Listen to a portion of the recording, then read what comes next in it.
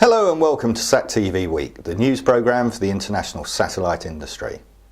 This week, James Shortland reports on new homes for the Space Shuttles. Jack Wickham has an update on space debris. And Tricia Jones has the launch news. But first, here's Carrie Ann with the news headlines. SES World Skies has announced a capacity agreement to deliver Weagle's new digital ME-TV channel to broadcast stations and viewers across the US. As part of the 12 MHz C-band deal on the AMC-3 satellite, Weagle is using 8 MHz to distribute timeless TV classics from the 60s, 70s and 80s to a growing number of affiliates that cover more than 45% of the US TV households.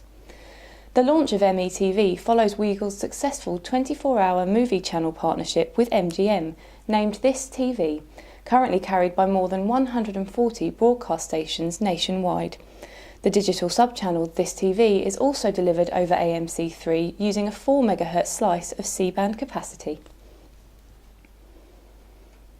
To respond to increasing HD demand from its clients, Globecast has signed a 5-year contract with Eutelsat Communications for a third transponder on the Eurobird 9A satellite, which will carry a full HD DVB S2 platform.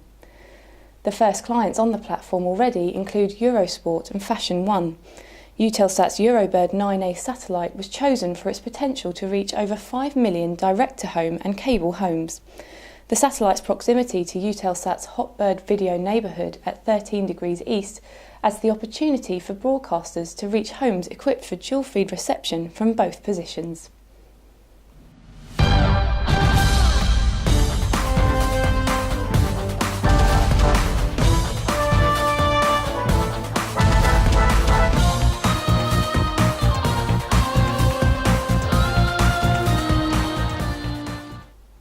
India will launch PSLV-16 carrying its ResourceSat-2 satellite from the Satish Dhawan Space Centre, Sriharikota on April 20. The mission will also loft the USAT and XSAT satellites. ResourceSat-2 is built by ISRO. The primary satellite is an advanced remote sensing satellite weighing 1,206 kilograms for facilitating the study and management of natural resources.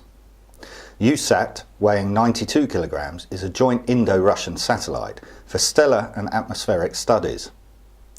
XSAT, weighing 105 kilograms, is a microsatellite for imaging applications built by Nanyang Technology University in Singapore. Integration of all the 3 satellites to the launcher has been successfully accomplished. After successful completion of final phase of vehicle checkout operations, pre-launch and launch rehearsal procedures will be carried out. The Launch Authorization Board, scheduled to meet on April 16, 2011, will review the readiness of the launch vehicle, satellites and ground stations and authorise the launch. And now here's Tricia with more launch news. On Sunday, China successfully launched the 8th satellite for its Beidou navigation system and is now capable of establishing a basic service for navigation and positioning across the country. The project started in 2000 when the first 2 Beidou satellites were launched into geostationary orbit for testing purposes only. The system itself will operate with 6 satellites. The next step for the system will be to launch a further 2 satellites by 2013 to complete a regional network. The service is scheduled to provide global coverage by 2020. Arianespace has decided to resume operations of its flight VA201 with the Yarsat Y1A and Intelsat New Dawn payloads. The liftoff, which was delayed from last month, will now take place on Friday, April 22nd at 6:37 p.m. local time in Kourou, French Guiana. Arianespace has also set the following dates for its 2 subsequent Ariane 5 missions. Flight VA202 will launch the ST2 and GSAT-8 satellite payloads on May 19th, and Flight VA203 will carry the Astra 1N and BSAT-3C on June the 29th. Communic Asia 2011. Asia's largest knowledge-based ICT platform is the most recognised one-stop knowledge platform for digital multimedia and entertainment technology. At a special ceremony on Tuesday to mark the 30th anniversary of the first Space Shuttle launch, NASA Administrator Charles Bolden named the 4 institutions that will receive a shuttle orbiter for permanent display. James has the story. After 30 years of spaceflight, more than 130 missions, and numerous science and technology firsts, NASA's Space Shuttle fleet will retire to be on display at 4 institutions across the US. On Tuesday, NASA Administrator Charles Bolden announced the facilities where 4 shuttle orbiters will be displayed permanently at the conclusion of the Space Shuttle program. Enterprise will move from the Smithsonian National Air and Space Museum in Virginia to the Intrepid Sea, Air and Space Museum in New York. The Udvar-Hazy Center at the Smithsonian will become the new home for Discovery, while Endeavour, which is preparing for its final flight at the end of the month, will go to the California Science Center in Los Angeles. Atlantis, which will fly the last planned shuttle mission in June, will be displayed at the Kennedy Space Center Visitor Complex in Florida. NASA also announced that hundreds of shuttle artifacts have been allocated to museums and education institutions, including various shuttle simulators, a full fuselage trainer, and flight deck pilot and commander seats, which are headed for NASA's Johnson Space Center in Houston. Space debris has been a major item for the UN Subcommittee on the Peaceful Uses of Outer Space for nearly 20 years. Now a working group will produce a set of guidelines which could be applied on a voluntary basis to collectively reduce the risk of space activities for all space users. Jack has the story. In the US, space debris has been an important topic since 1994. At the recent 48th annual meeting of the UN Subcommittee on the Peaceful Uses of Outer Space, one of the major themes was the increasing number of collision avoidance manoeuvres. In the past year, NASA has reported 7 and France has recognised 13 such manoeuvres. These figures are worrying as the chances of a catastrophic collision are on the increase. However, the working group has been tasked to ensure safe and sustainable use of outer space, with guidelines to be published in 2014.